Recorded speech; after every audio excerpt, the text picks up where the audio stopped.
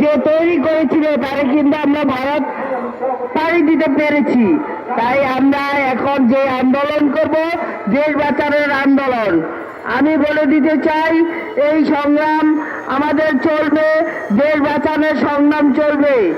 কিন্তু ভারতীয় দালাল যারা আমাদের দেশে আছে তাদেরকে বলে দিতে চাই এই আত্মীয়তার আঘাত বন্ধ করুন, নাহলে কিন্তু আপনাদেরও ভারতে চলে যেতে হবে।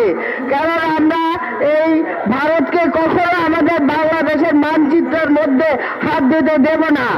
আমরা যে কোনো সময় এই আন্দোলনে ঝাঁপিয়ে পড়বো ভারতের বিরুদ্ধে।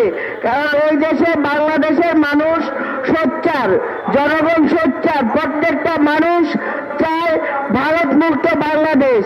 আমাদের দেশ রক্ষার্থে জাতীয়তাবাদী দলের যে সিনিয়র নেতৃবৃন্দ আছে, আমাদের জনাব তারেক রহমানের নেতৃত্বে আমরা যেই দল করি, আমাদের মা বেগম খালেদা জিয়ার নেতৃত্বে আমরা যেই দল করি, সেই দলের স্পষ্ট ভূমিকা আছে যে ভারতকে হটাও।